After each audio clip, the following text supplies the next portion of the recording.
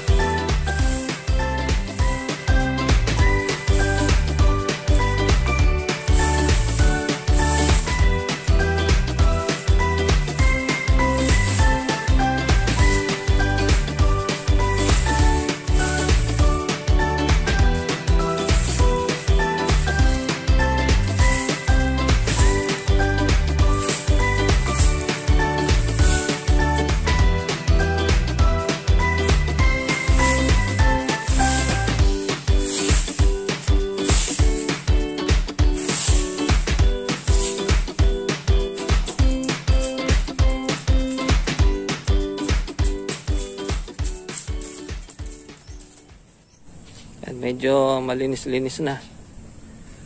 At least kahit na paano nawala na yung mga kalat dyan, mga dahon.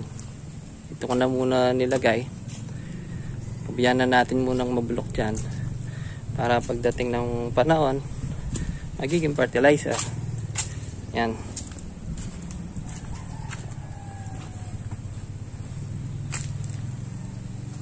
Pwede nang mapagtambayan yan. Linis-linis na. Konting walis-walis na lang.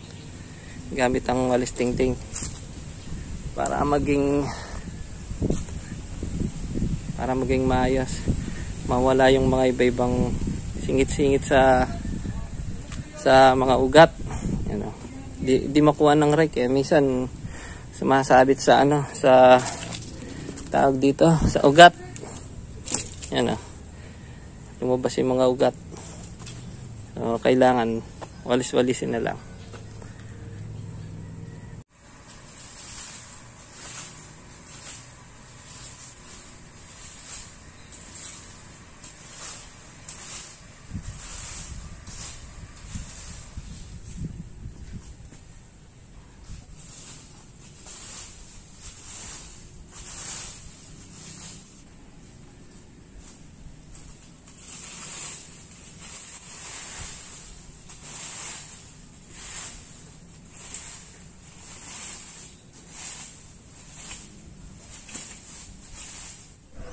Minsan-minsan daw kailangan pinapausukan tong mangga para yung mga insekto umalis.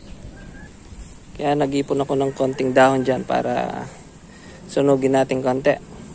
Para yung mga insekto ng mangga lumayas. Yan. Bahala na sila kung saan sila mag-evacuate.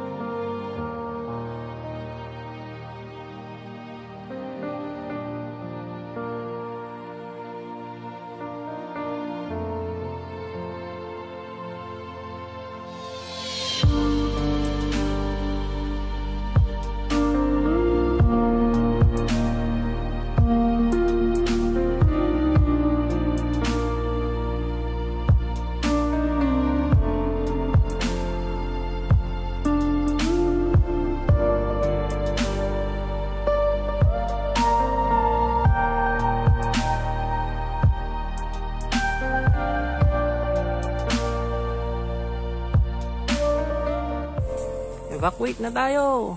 Nandyan na yung kontrabida. Pinusukan na tayo.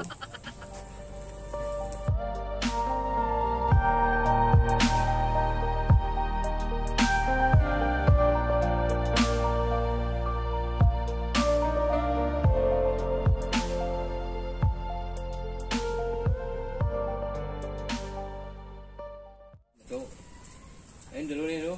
May tali yan. Inuubos yung itlog ko sa, kubo. Yung itlog mo. Itlog ko nadali. What? Nubos na nga, no, Pato? Oo. Patali ko yung dali. Pati manok.